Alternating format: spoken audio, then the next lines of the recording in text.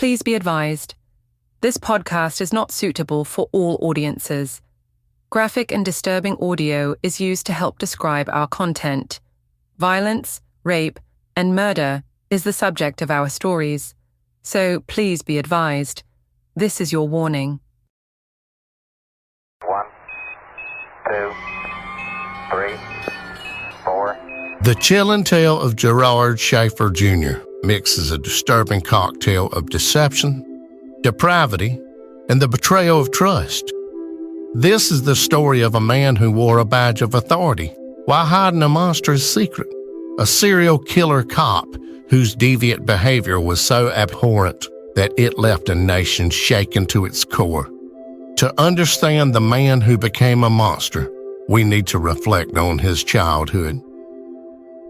Born in 1946 in Wisconsin, Schaefer seemed destined for an ordinary life.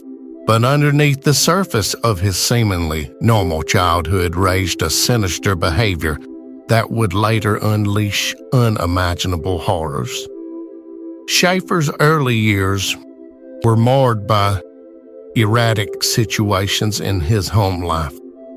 The eldest of 3 children, he grew up in a household ravaged by his father's alcoholism and verbal abuse. Schaefer would later claim that his father favored his sisters and constantly belittled him.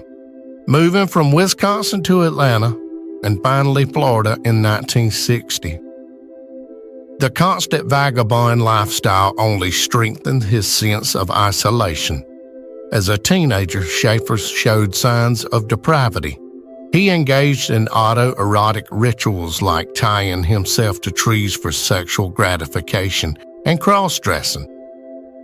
He also admitted to killing small animals in the Everglades, foreshadowing what atrocities would soon come.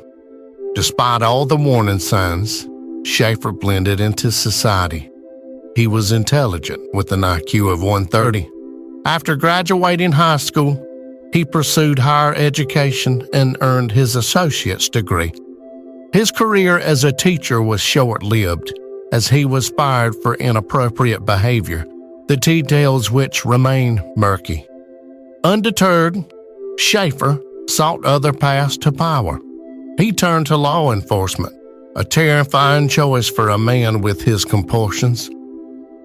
In 1971, at age 25, he graduated from the police academy and joined the Martin County Sheriff's Department.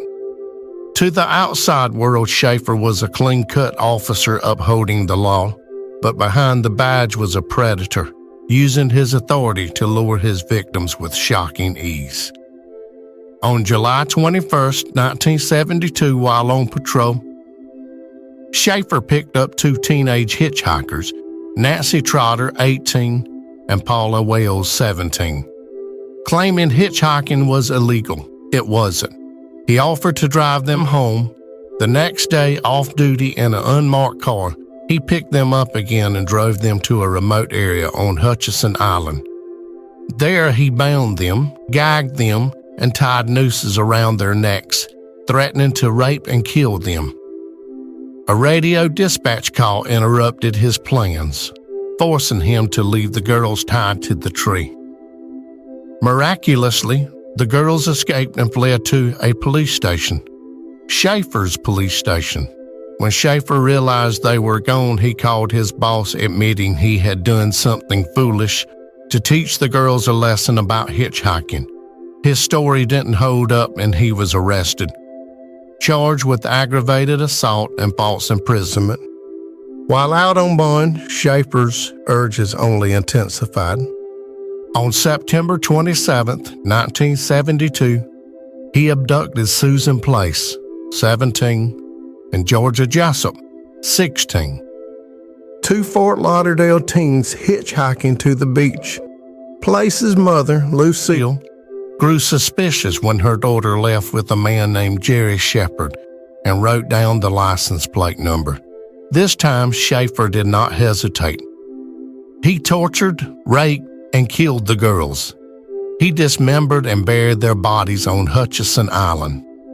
The mutilated remains weren't found until April in 1973. 6 months after their disappearance.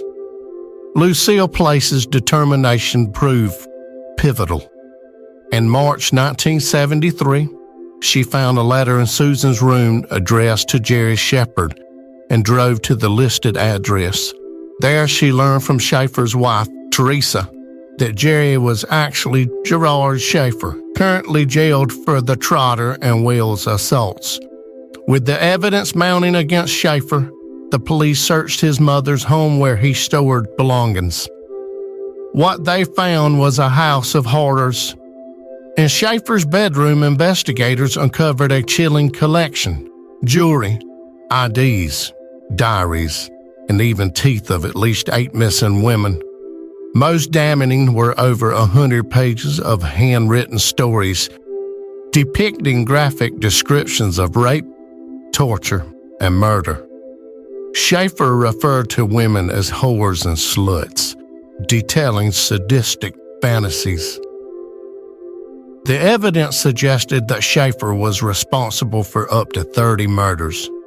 In May 1973, Schaefer was indicted for the murders of Place and Jessup.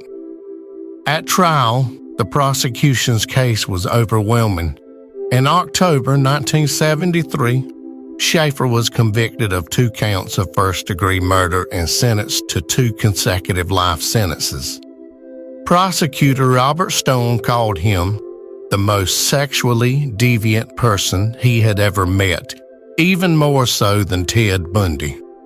Prison didn't silence Schaefer, it amplified his infamy.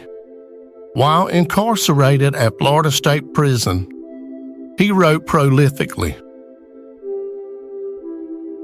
producing macabre stories and poems published as killer fiction by his former girlfriend, Sandra London, in 1989. Titles like Flies in Her Eyes and Bait for Alligators detail grotesque acts of sexual violence, and necrophilia, which Schaefer claimed were fiction, but police believe were cleverly veiled confessions. In private letters, he bragged about killing 34 women and even claimed to have impressed Ted Bundy, a fellow inmate. Schaefer's public persona was a study in contradiction. He maintained his innocence, filing 19 appeals while privately boasting about his crimes. On December 3, 1995, Schaefer's story ended as violently as it began.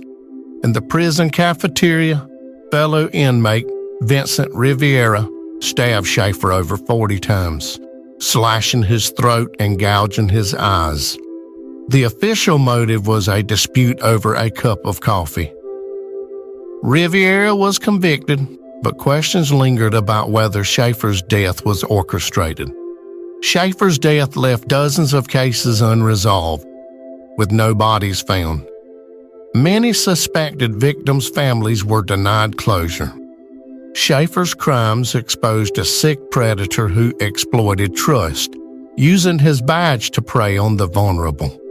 His writings offer a grim look into a mind consumed by a sadistic fantasy, blurring the line between fiction and reality.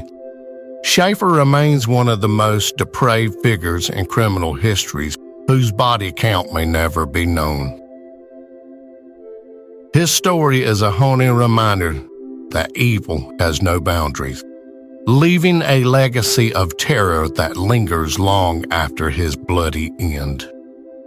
Thanks for listening, and tune in for the next story from The Law Is Mine. If there's a story that you would like to hear, please comment and also give us your thoughts and comments on this story. We would love to hear it. Thanks again.